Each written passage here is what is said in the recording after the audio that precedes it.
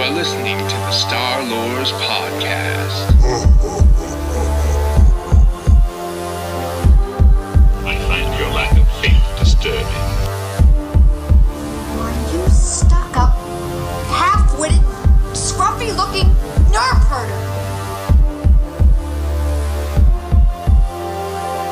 But I was going into Toshi Station to pick up some power converters.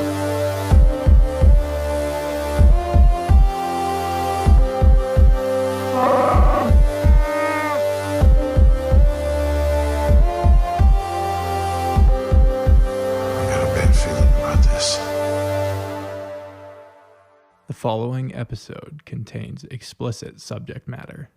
Listener discretion is advised.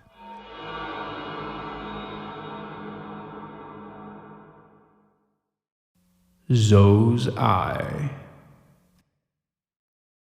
The word droidica is a portmanteau of the basic word droid and the colloquoid for servant.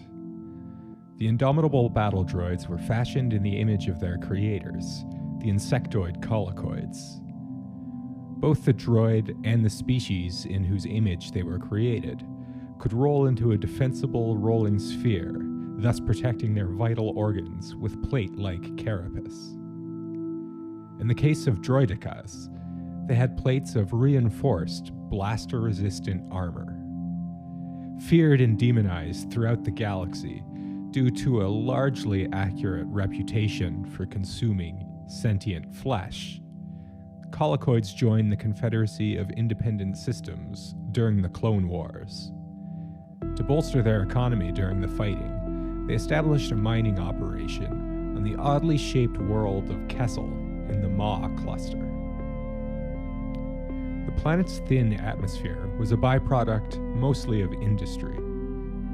Although there was adequate atmospheric pressure for most beings to survive, an oxygen mask had to be worn. Kessel was rocky and covered in impact craters and canyons. Its shape is highly irregular for an object of its size, and has been described as resembling a potato. Mysterious ruins dot the landscape, often guarded by the skeletons of an unknown avian species. While Kessel is famous for its mining industry, it might be more accurate to say that it was farmed. The resource that the colloquoids were after was a unique animal product called Glitterstim. The substance was consumed across the galaxy for its psychoactive and medicinal properties. It was extracted from the web of a large arachnid species that lived in Kessel's vast subterranean networks. Few other animals survived in the inhospitable world, although hawkbats and bogies also lived in the subterranean ecosystem. When processing the webs, workers could easily cut themselves on the dense and sharp webs. It was worth the risk, however, as throughout galactic history, drugs in general, and spice in particular, have been lucrative commodities.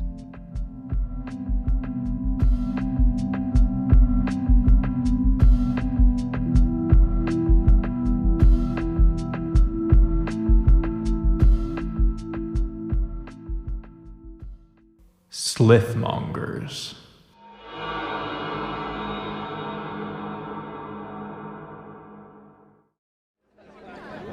You want to buy some Deathsticks? You don't want to sell me Deathsticks. I don't want to sell you Deathsticks. You want to go home and rethink your life. I want to go home and rethink my life. Balasor was a highly industrialized world. Its urban development was similar to that seen on Terrace or Nar Shaddaa. The skyscrapers reach such a height that the sun never reached the lower levels of its city. Industrial pollution was so extreme that it compromised breathing. The high concentration of toxins in the atmosphere eventually caused the Balasor species to adapt at the population level. Their bodies developed the ability to filter out many of the dangerous chemicals in their atmosphere. This process appears to have been a more generalized adaptation, as it also conferred on them the ability to take higher doses of various drugs with fewer negative side effects than most sentients. Many Balasars were stricken by poverty. In order to cope with the stress of their ruinous planetary environment and their hopeless economic status, many turned to drugs. Dream dust could take them away from their dire situation for a little while.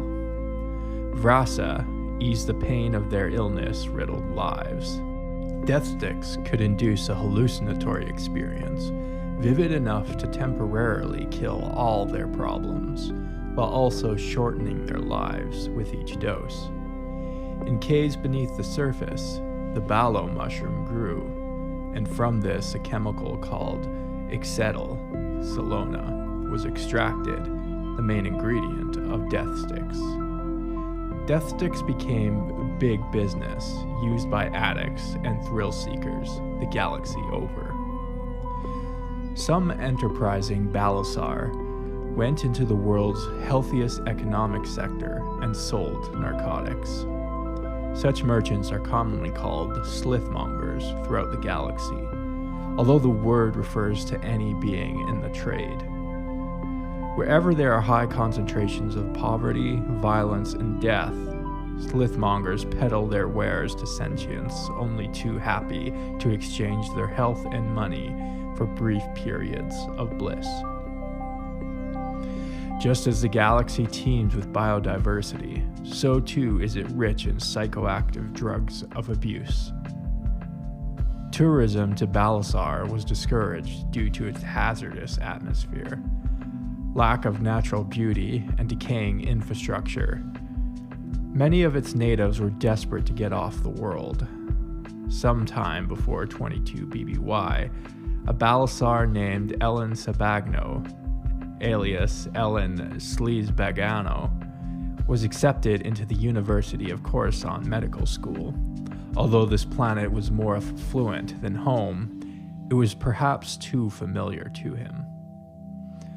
Elan answered the siren call of scum and villainy echoing from the lower levels of Coruscant. He fell in with a bad crowd, and eventually stole medicine from the university's supplies. He sold these to a slithmonger called Hat Low, and soon left school to pursue a career in unregulated pharmaceuticals, eventually becoming addicted himself. The infamous Outlander Club became one of Elan's regular haunts. From there, he dealt deathsticks to the patrons who perhaps were flush with cash after gambling on one of the club's many games, or who wanted to escape the crushing burden of poorly placed bets. When a Jedi visited the club during an investigation, Elan solicited his wares. Unimpressed, the Jedi used his force powers to make Elan leave and rethink his life.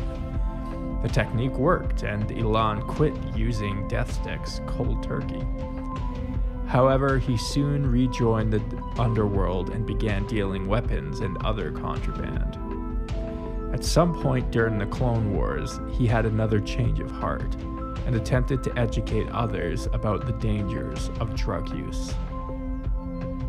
After the Empire nationalized the spice operation on Kessel, a male Ryben named Marth Duel began working as an administrator there. The mines became a penal colony where countless of criminals and political prisoners were worked to death in near-pitch darkness of the mines. Glitterstim was highly photoactive in its uncompressed form, and as such the mine was lit in a dim red, giving it an overall infernal aesthetic. Duel secured profits earned by the mine for himself, and imported female Rybets for him to mate with. He used his resulting offspring as additional labor, and would eat them before adulthood when they could pose a threat to him. Although Duel was ostensibly a government administrator, he moonlighted as a slithmonger himself. Like many in his trade, he could not resist the temptation of the product he sold, and was himself addicted to Glitterstim. He brokered deals with Hutts and was instrumental in distributing Imperial Glitterstim to the black market. This activity attracted the attention of Imperial Internal Affairs, although he would never face imperial justice. Alcohol. Barky, get me something tall, frothy, and life-threatening. Marn hieroglyph in a Telerath cantina. Alcohol may be the most ubiquitous drug in the galaxy. There are probably nearly as many varieties of it as there are sentient species. Usually, it is made from fermenting or distilling plant matter, though some bacterial species are known to produce it from consuming rocks, and one insect species produces it from their glands. When consumed, ethanol, the psychoactive component of alcohol, has wide-ranging effects on a being's neurobiology. In animals like humans, it can affect a wide range of neurotransmitters like GABA, serotonin, and dopamine. Changes in the concentration or production of these chemicals then affect the user's behavior and perceptions. Other species likely have analogous nerve systems and neuropeptides to humans, since many species experience similar effects. In moderation, alcohol can cause feelings of euphoria, conviviality, and relaxation. At higher doses, aggression, impulsive decisions, and acute toxicity can occur. Most beings tolerate a moderate dose of alcohol periodically, but addiction is very common. In addition to the addictive process, a being can become physically dependent on alcohol. When an addicted being misses their dose of alcohol, they will begin to exhibit symptoms of a syndrome called withdrawal, and in the worst cases, delirium tremens. Fevers, nausea, delusions, paranoia, agitation, insomnia, seizures, and virtually every unpleasant psychological state are experienced during alcohol withdrawal. Although many drugs have potentially dangerous withdrawal syndromes, for heavy drinkers, alcohol withdrawal can be deadly without supportive therapies. With all that in mind, most beings who drink will not become addicted to alcohol. Compared to many other drugs, alcohol is not socially condemned, as are many other substances, and is thus freely available, and its moderate consumption is tolerated in many societies. Some beings, therefore, do not consider alcohol to be a drug at all, since they don't have to find a slithmonger in some decrepit Nar Shaddaa back alley to get it. Exetol Salona is sometimes added to alcoholic beverages, and there are a number of other exotic alcoholic formulations. Kilix, for example, can excrete an ethanol-containing substance called membrosia. In Killic culture, as well as many others, substances like membrosia were entheogens. They were used for spiritual and religious ceremonies, and were thought to contain medicinal or supernatural properties. An entire class of beings existed with Killic society called the membrosia givers, whose existence was devoted to producing the substance from a gland. Alcohol has long been known to impair a being's ability to operate heavy equipment, and membrosia has even been the causative factor in starship collisions. For reasons like this, the Galactic Empire prohibited operating heavy machinery under the influence of alcohol as a Class 3 infraction. Corellians have earned a reputation as being hard drinkers. Given their traditionally headstrong nature and thirst for adventure, this is hardly a surprise. Many beings have observed that Corellians appear more resistant to intoxication than any other humans and species. Corellia was a major exporter of alcohol to the rest of the galaxy, which resulted in a negative stereotype about the swashbuckling society, with many believing they wanted to get the galaxy drunk and rob it blind. Although alcohol has the same effect across many species, there are exceptions. Toffs, for example, experienced heightened strength and stamina and greater focus while drunk, and typically engaged in battle while intoxicated. Zoologians displayed the symptoms of alcohol intoxication when they ate refined sugar, though alcohol had no effect on them. A large species of sentient plant called the Aragesh were completely resistant to alcohol. Perhaps unsurprisingly, given their lack of addiction, Aragesh society is remarkably egalitarian and free of poverty or crime, with the exception of a brief period during a recurring astronomical event in their homeworld. The negative effects of alcohol varied across species as well. The Ropagu abstained from intoxicants altogether due to their sensitive nervous systems. Gans were far more likely to only experience the depressant effects of alcohol, while Yuzum had nearly interminable hangovers. Jedi had their connection to the Force dampened while drunk, although there were Force techniques that allowed them to consume large amounts of alcohol without becoming intoxicated.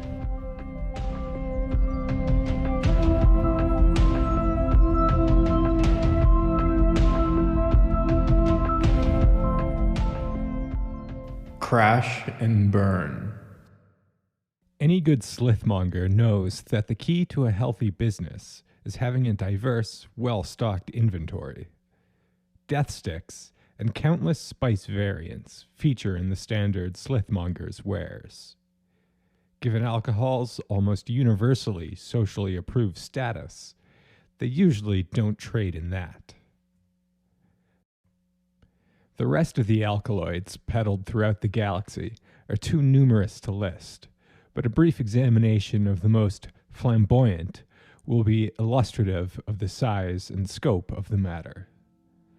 While a habit of indulging in some drugs has relatively minor, if any, negative health effects, many can lead to a fiery downward spiral for their users. Neclonian lava extract, for example, routinely liquefied the internal organs of users. For those who overdosed, spontaneous combustion has been observed. Presumably, the primary effect of the drug must have been powerful indeed to establish itself as a beloved drug on Neclon. Muratine, though limited in its recreational use, was used in psychological warfare and could trigger users to become suicidal. Although many drugs were made illegal under the Galactic Empire, Imperials were not above indulging. Some Force-sensitive guards, for example, were given drugs like Black Hole or Brain Jagger, and through the use of the Force could make their effects permanent. Grand Moff Militan Tackle was a notorious drug abuser, or glit biter, as some of his peers referred to him behind his back. The Ballo mushroom was not the only hallucinogenic fungi. Ice mushrooms, found throughout the galaxy, had analgesic as well as healing properties when ingested. The planet Ord Cestus was well known for an ecosystem that contained many medicinal plants, including Phantasy mushrooms, known to be as delicious as they were psychedelic. On Aduba 3, beings chewed Luna weed. The habit became infamous for the madness eventually experienced by its adherents. Eventually, chewing the Luna weed became an expression synonymous with mental illness in Aduban vernacular. The thistle bush provided the inhabitants of Harun Kal with an excellent harvest. Its bark, when chewed raw, was profoundly hallucinogenic. Its effects were considered to be on par with spice. A single dose of the chewed bark was known to permanently alter brain chemistry. If roasted, however, the effects were comparable to alcohol. On beautiful Naboo, a large flower with crimson and indigo leaves grows in particularly fertile areas. The Milleflower is a popular cultivar of the Gungans, both for its aesthetic beauty and its psychiatric applications. When inhaled by oxygen-breathing species, this airborne substance causes feelings of relaxation and ease. When extracted and refined, the chemical was used as a medical-grade tranquilizer. Like many such drugs, however, great care had to be taken in the dose. The line between tranquilization and death can be thin. The cochlera was another animal source of drugs in the galaxy. If scared, these jellyfish-like beings excreted an ichor-like substance. Shortly after the Battle of Naboo, beings began ingesting the ichor. And the interactions of these gastronauts with the Jedi They believed the ichor gave them resistance against mind tricks. A new product began appearing in black markets, catering to those who needed to battle wits against the Jedi. Poachers flocked to a gas giant called Ganarius, where the cochlera floated through a turbulent and lightning-filled atmosphere. When captured, the poachers would pierce the cochlera with sharp implements and drain the animal of its fluids. Despite a deep reservoir of anecdotes attesting to its effectiveness, the causal relationship between consuming Jedi mind juice and resisting the Force has never been conclusively proven.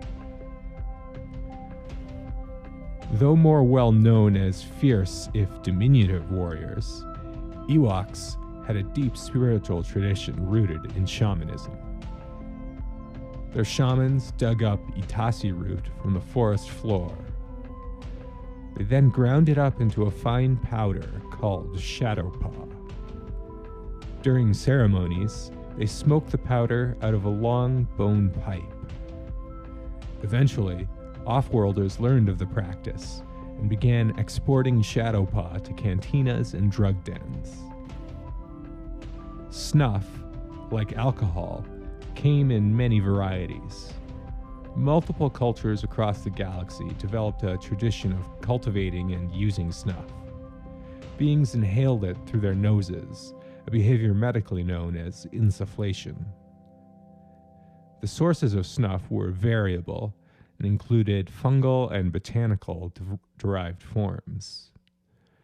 One of the more common botanical varieties was tobacco. This stimulant was also often dried and rolled in a tube of paper called a cigarette, which could be smoked.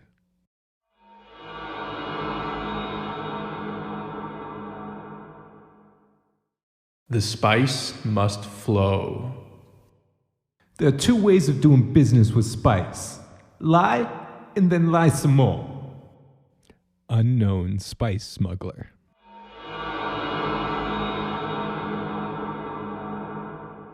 The term spice can be confusing. It may refer to certain forms of seasoning like pepper. For the purposes of this discussion, however, spice refers to a huge variety of especially potent and valuable drugs. Why some drugs, like Glitterstim, are referred to as spice while others, like Deathsticks, are not, is something of an etymological mystery. It may be that drugs which are refined into a powder form are more likely to be called spice, though there are certainly many insufflated drugs which are not called spice. Although many forms of spice were the result of natural processes and could be collected and used raw, others were created in laboratory settings, like more conventional drugs. A general theme of harsh conditions and sentient right violations tends to be present on many spice-producing worlds. There are many terms particular to the world of spice and its connoisseurs. A glitbiter is an addict, typically to Glitterstim. On Corellia, security officers use the term to refer to those who ate spice in its raw form. A cutter was a person who processes spice for sale, or who prepares it to be consumed for another person. A handful of worlds have throughout history produced a large proportion of the galaxy's spice. Kessel produced the most of any world. But there were several other prominent spice-producing planets. The dusty red mid-rim world of Mon Gaza had extensive spice ore mining operations at one point, bested only by Kessel. Eventually, many sections of the mines were used as part of an exciting and dangerous pod racing course. Next to Kessel, one of the most infamous spice production centers was Ryloth, homeworld of the Twi'lek species. Like Kessel, the world is barely habitable. It has a razor-thin atmosphere, a rugged and rocky surface, and is prone to extreme weather events. Heat storms can start suddenly and reach temperatures of up to 300 degrees Fahrenheit, annihilating any being too slow to escape. Settlements are built in caves and tunnels to avoid the elements on the surface. Ryloth society is structured around a rigid caste system, and slavery has been practiced on the world for generations. Many Twi'leks have been sold away from their native world to underworld corners of the galaxy. At some points, Twi'lek slavers sought to subvert anti-slavery legislation by selling quote-unquote contracts rather than actual beings. But the indentured servitude this led to was little different in practice from slavery. Aside from slaves, one of the biggest exports of Ryloth was a spice called rill. Although it was often mined by slave labor, it was exported for an ethical purpose. Many important medicines were manufactured with rill, although it did have a dark side and was commonly used recreationally. During the Old Republic era, Neomodian companies were the primary distributors of rill. The product was massively successful, to the point of addicting an entire species. The Proporites became widely homicidal under the influence of the drug, eventually threatening the safety of its Neomodian slithmongers. They then hired Gank mercenaries from Nar Shaddaa as protection. The Ganks decided that it would be easier to simply kill all of the Proporites rather than wait around for the rill-addled beings to attack. They successfully carried out this genocide, and went on to lose a war against the Galactic Republic. The Jedi Knights, Quinlan Vos and Ayla Secura, once became embroiled in a kidnapping and spice manufacturing plot on Ryloth. When they visited during the Clone Wars, some enterprising slithmongers discovered that if the energy spiders from Kessel were fed rill, the spice harvested from their webs would have a different effect. The novel variant was branded as Glitterill and carried the peculiar effect of inducing amnesia in users, making them susceptible to enslavement. This was attempted on Vos and Sakura, but enslaving a Jedi is often considerably more hazardous than with other beings. The scheming of the slaving slithmongers was ultimately done by Vos, destroying the main production equipment for Glitterill. That is, the spice spiders fed a diet of rill. Although this largely halted the production of the drug, by the Battle of Yavin nearly 20 years later, some smugglers were hauling it again. The wind-scarred world of Severcoast, too, had a spice industry comparable to Kessel's. Beneath the planet's arid surface lay a vast network of subterranean tunnels. These warrens were the habitats of spice eels, the most dangerous fauna found on the world. Savari clans, ruled by spice lords, hunted the eels for food. These impressive creatures could grow up to 30 meters. They were attracted to the activities of spice mining underground, and historically were a menace to the miners. Deep underground, a spice variant called carsanimum was mined in an ore form before being refined later. Carsunum had the same sort of euphoric and stimulant properties as many other spice varieties, although it had an extremely unpleasant hangover and was considered dangerous and was usually illegal. Andrus was the most common spice in the galaxy and had a number of engineering and culinary applications. When highly refined and concentrated, it could be psychoactive and addictive. Severcoast, too, was rich in spice variants, so much so that they were the only products exported from the world. Spice was so ubiquitous on the world that most sentients could become intoxicated from spending time outdoors on a windy day due to inhaling spice particles, a phenomenon called catching the wind. During the reign of the Galactic Empire, The industry there was nationalized and tightly regulated, with a blockade being set up permanently around the world to safeguard its precious resources. Mine troopers were deployed during this period. These elite members of stormtrooper corps were experts in subterranean operations and served primarily as taskmasters for the prisoners sent to work the mines. As on Kessel, a sentence to the spice mines of Sever Coast 2 was widely considered to be a cruel form of capital punishment. Rory, the largest moon of Naboo, also held large reserves of spice. The world was a kind of dark mirror to Naboo, with many similar flora and fauna, but all of it vicious and twisted to adapt to more severe ecological conditions. Although it may have had human spice miners earlier in its history, they had all but disappeared by the late Republic era. The Gungan miners were known to be harshly critical of coexistence between humans and Gungans, and were implicated in assassination attempts on Naboo's royal family. Not all that glitters is gold.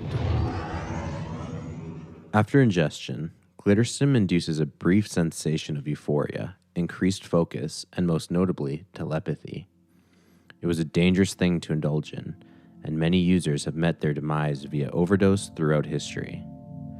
Glitterstim had neurotoxic effects if used frequently, possibly through mechanisms like delayed apoptosis, the death of neurons after an extended period of stimulation, and autophagy, neurons in essence cannibalizing one another for nutrients. Addictions led to debilitating symptoms like blindness, anxiety, psychomotor agitation, and paranoia. Glitterstim was produced primarily on Kessel throughout history. The frightening energy spiders living in the world's caves spun webs that were then harvested and processed into the drug. While most arachnids spin their silk from a gland in their thorax, energy spiders spun it from their mouths.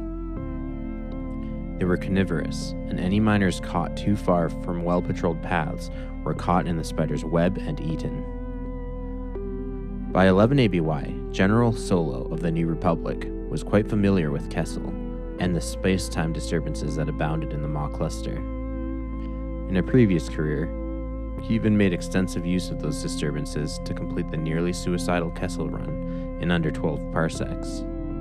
Combining his navigator Chewbacca's knowledge of Klatovac Guild astronavigation charts and his own piloting abilities, a young Han Solo made a name for himself on many spice smuggling runs from Kessel.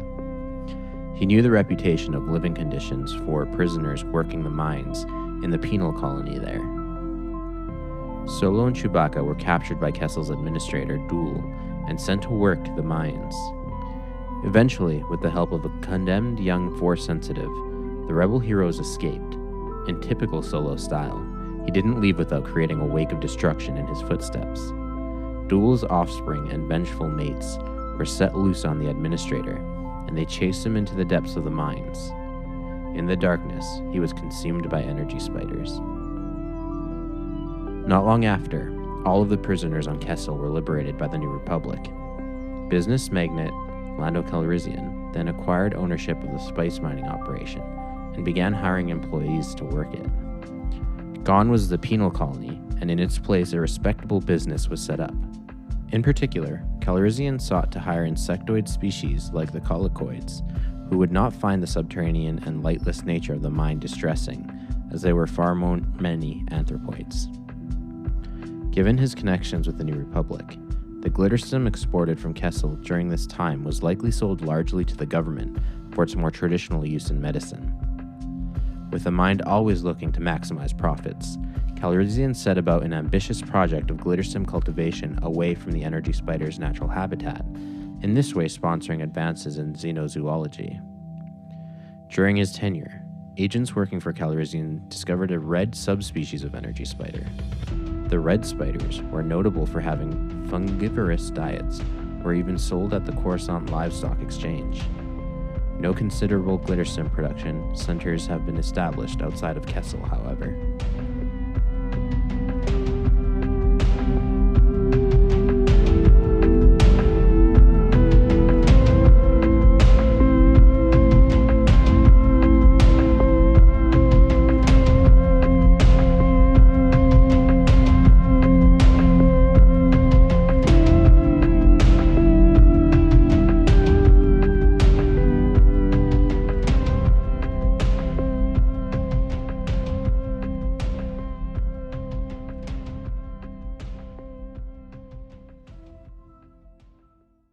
Thanks for flying with us. Jordan here. Just wanted to let everyone know what's happening here at the Star Lores podcast. Star Lores is now on Discord. If you would like to join the Star Lores Cantina Discord server, you can find a link in the description or on any of our social media accounts. Reach out with a DM or email. We'd love to hear from you. You can find us on Facebook, Instagram, or Twitter by searching the Star Lores podcast. Go ahead and give our page a like and send us a message. You can also email at starlorespodcast@gmail.com. Send us your fan art, Star Wars collections, or fan fictions, and you may even get a feature on one of our pages or even the show. Don't be afraid to offer corrections or add to any of the topics that we discuss on the show. We are also on Patreon, so if you want to help us pay the bills, as well as get a few awesome perks like bonus episodes, access to the private Facebook group, or the VIP section of the Discord server, head on over to patreon.com/starlores and sign up for as little as $1 a month. And finally, make sure to subscribe to us on your favorite podcatcher app or YouTube, as well as sending us a 5-star review on iTunes. This really helps us reach a wider audience. Enjoy the rest of the show.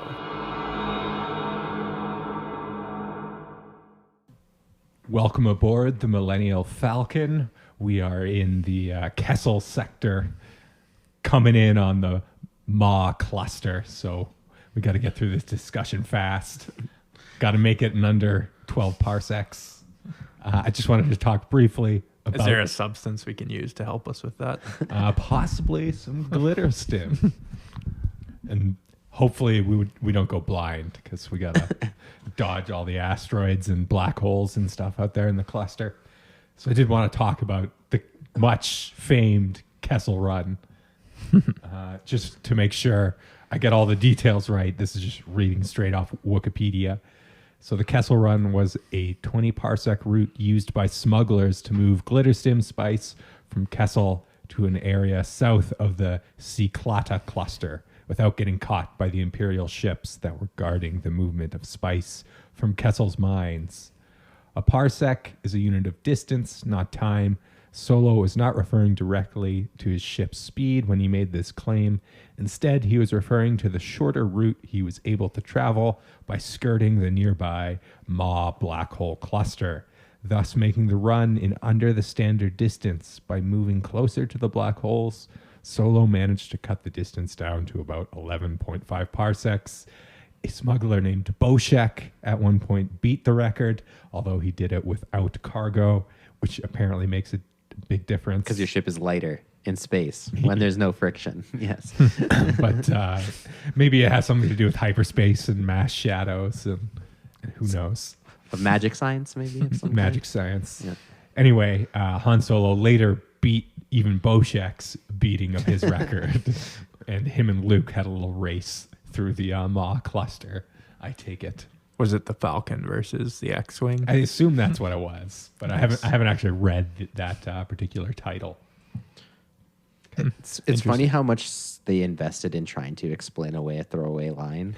That didn't make sense. Kessel is pretty huge throughout Legends lore. Yeah, it comes up quite a few times. But I mean, even just like the Kessel Run. Yeah. One throwaway line that Han says in a bar to sound cool. Yeah. Whoever wrote it is just like space words. Sweet. Yeah. I know what we're doing.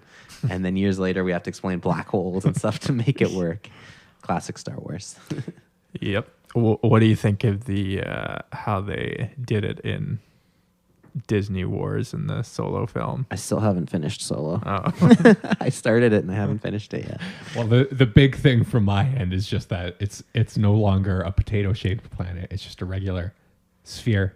Yeah. And that seems like although in Legends material, there's some video game where it's also depicted as being a sphere, but generally in all the Legends material, it's this oddly shaped world that's sort of indicative of something more going on beyond the surface. Because as we'll get into in our xenoarchaeology episode, there's some celestial things going on deep within Kessel, and then there's sort of mysterious ruins and stuff. So it's like something clearly happened to this planet, and you can tell. I don't think I could find its mass listed on Wikipedia, but generally how planetary evolution works is that when you reach a certain mass, you're pretty much always going to be something close to a sphere, right? You only get oddly shaped objects like Kessel if it's small. So the only way Kessel could be like that is if it was like exploded from the inside, like Malachor. It would have to be deformed by something. Or a gigantic impact crater. And then you know that Kessel's big enough that it sort of should be a sphere because it also has a smaller moon orbiting it, and that's the Imperial Garrison moon.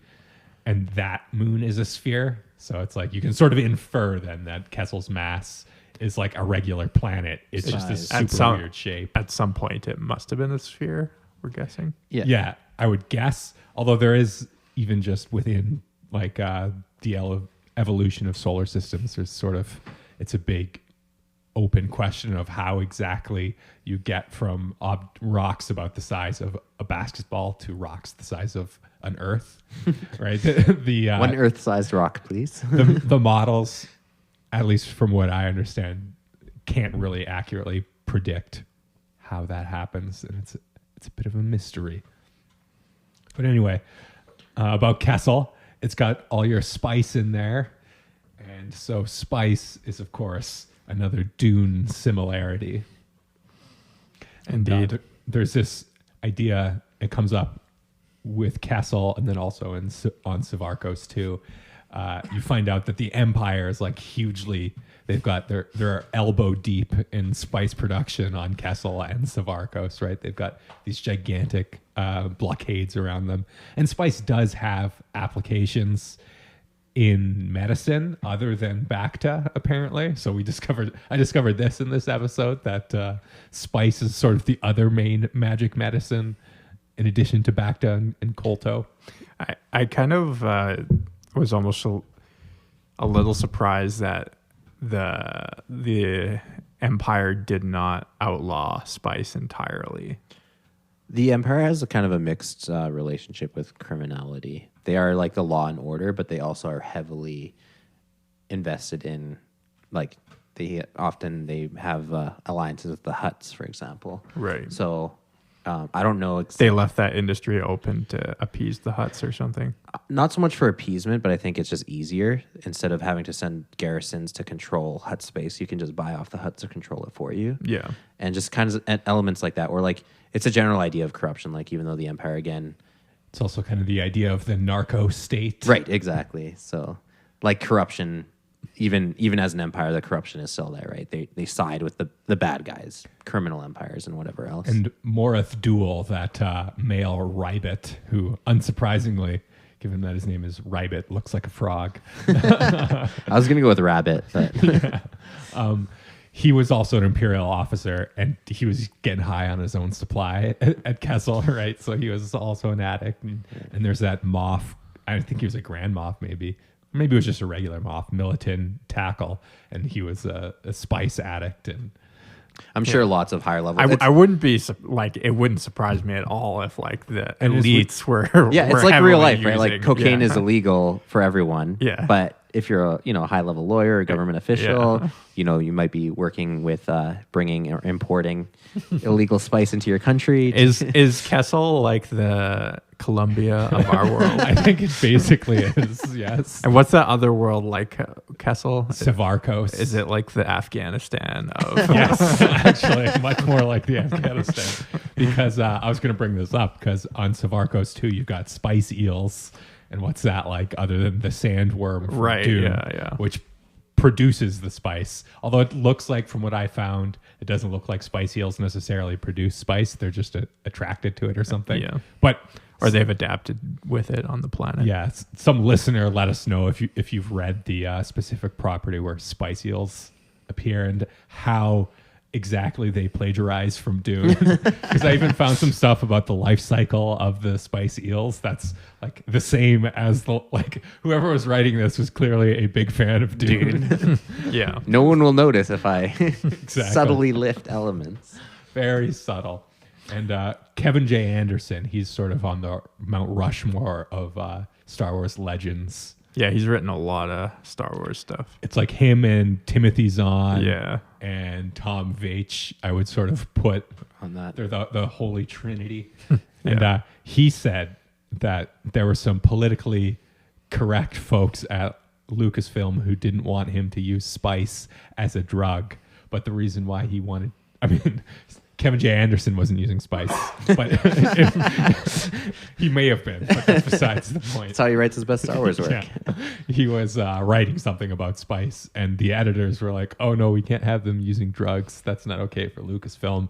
And then Kevin J. Anderson went over his editors' heads And did it and anyways. asked George Lucas. And George Lucas was like, no, spice is a drug. I wrote it in there. It's a drug.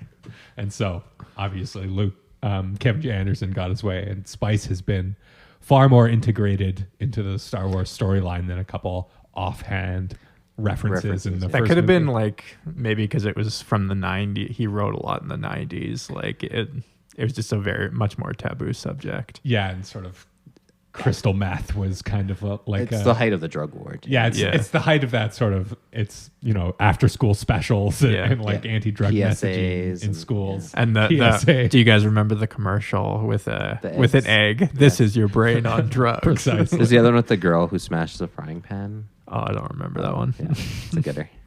Anyhow, yeah, interesting. And then there's a whole bunch of various spice variants, like a gigantic page full of them.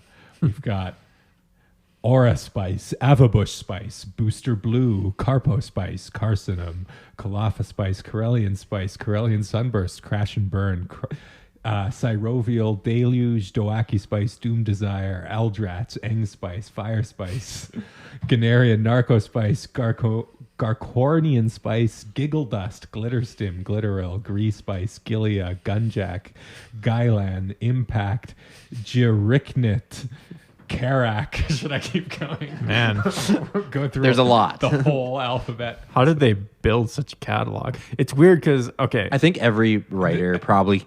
And this, wanted by to the way, include it. is just spice. This Yeah. isn't drugs that aren't considered spice. That's a whole other category that's like equally big. And that even breaks down into like euphoriants and stimulants and hallucinogens. I had no idea there were so many Drugs. weird drug references in Star Wars until this, but there's quite a few. And then famously, Cade Skywalker was addicted to Deathsticks. And the reason he took Deathsticks was because it numbed his connection to the Force, which I won't spoil too much of Cade's backstory. That was something he needed. It also stopped his visions of Luke Skywalker, because Luke Skywalker's Force ghost would come back And haunt him. and he didn't really appreciate it. So he thus became addicted to Deathsticks. You want to buy some Deathsticks? I love that guy's backstory, by the way.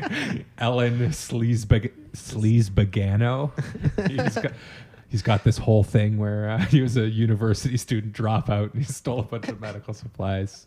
Very true to life. Another great example of just one, like a couple frames. If you blink, you miss Ellen in Attack of the Clones. After, I think, Obi-Wan takes a few shots of blue milk and then uses the Jedi Force power, I assume, to clean his liver out, because we know he's been hitting the bottle pretty hard.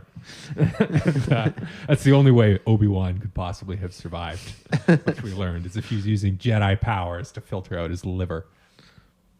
But yeah, Ellen tried to sell him Deathsticks, and then he became like one of those after school special sort of anti-drug activists almost. Go home and rethink his life. And he, No, but after that, he was like handing out leaflets to people warning against the dangers of drugs. Yeah, but then didn't he just go on to become an arms dealer? Yes. It's the classic monkey paw scenario.